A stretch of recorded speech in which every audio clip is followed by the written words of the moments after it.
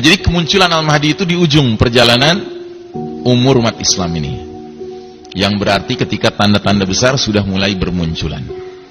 Dan tanda besar ini kalau kita sudah mengerti ilmunya, dapat kita jadikan sarana berdakwah kepada orang Nasrani. Karena orang Nasrani juga meyakini di akhir zaman akan turun dari langit sosok yang mereka sebut Yesus Kristus. Kita nyebutnya Isa Al-Masih Ibnu Maryam alaihissalam. Mereka menyebutnya Yesus Kristus. Dan kita nanti akan menyaksikan turunnya Isa alaihissalam ternyata tidak mencari gereja. Dia masuk ke masjid. Dia sholat subuh berjamaah dengan kaum muslimin. Yang pada saat itu imam sholatnya adalah Al-Mahdi. Masya Allah. Dan Isa alaihissalam nanti akan mengajak semua orang kafir, termasuk ahli kitab, Yahudi Nasrani, memeluk agama Nabi akhir zaman, agama Islam ini.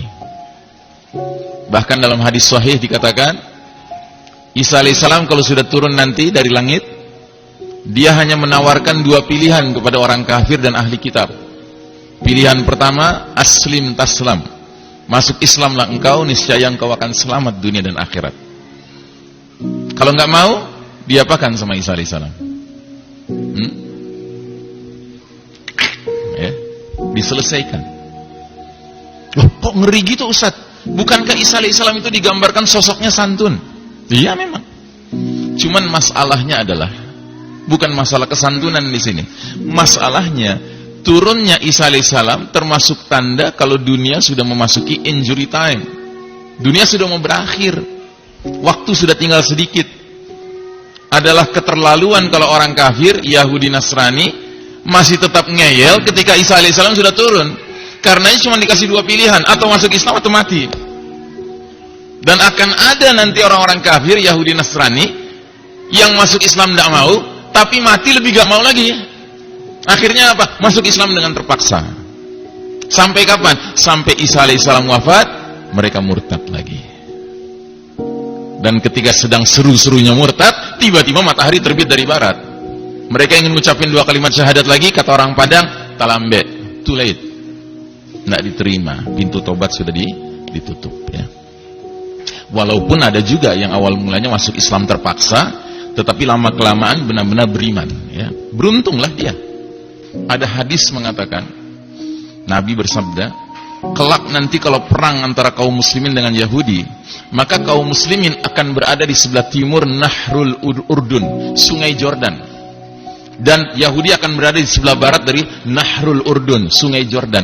Anda tahu, waktu Nabi menyampaikan hadis ini, para sahabat heran, apa itu Urdun? Apa itu Jordan? Nggak ngerti mereka, karena zaman itu belum ada Jordan, Pak. Kita sekarang ngerti. Artinya apa?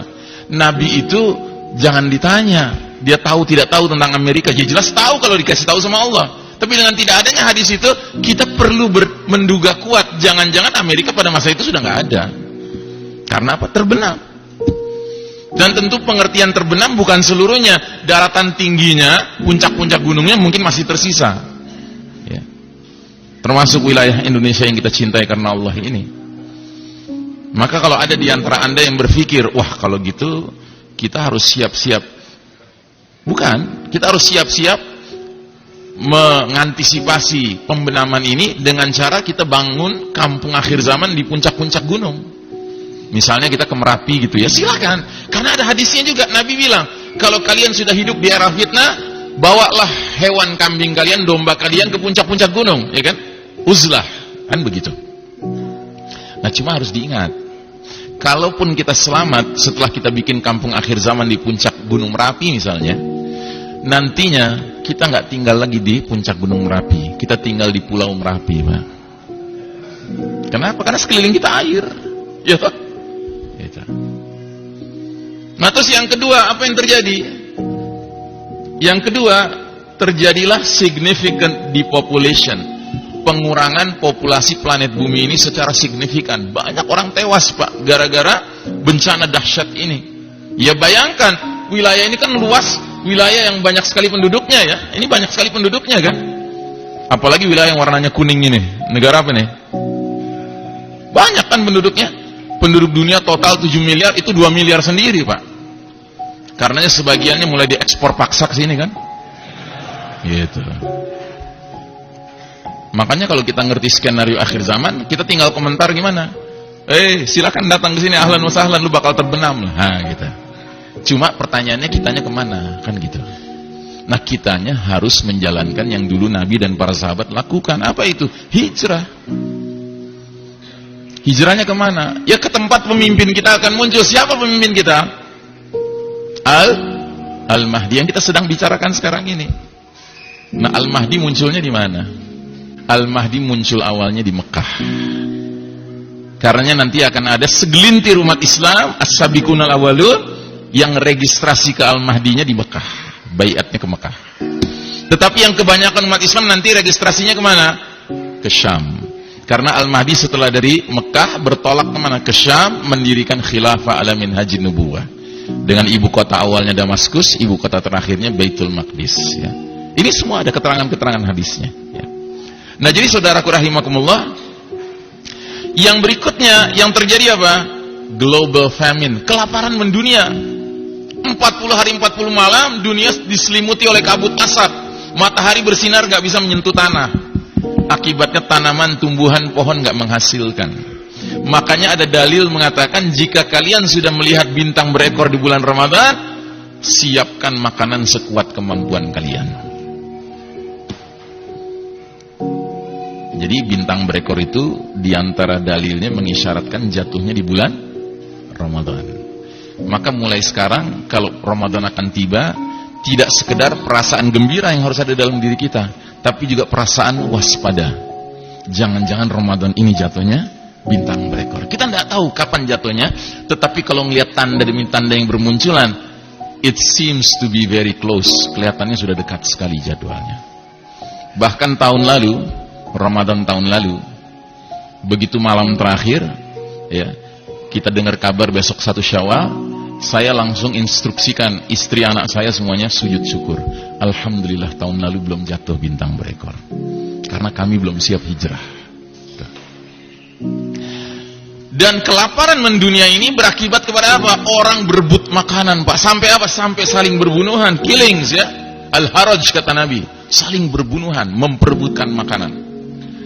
Nah, yang lebih tidak pernah kita duga-duga lagi adalah dampak yang kelima. Terjadinya shutdown of modern technology. Teknologi modern ini berhenti beroperasi. Kenapa?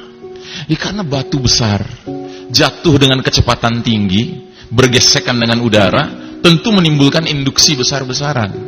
Yang orang barat katakan akan terjadilah fenomena EMP, electromagnetic pulse.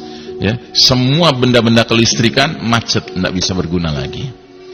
Bahkan ahli fisika mengatakan tumbukan batu besar dengan tanah akan menyebabkan zat-zat tertentu sifatnya berubah. Misalnya besi, berubah zatnya menjadi lengket.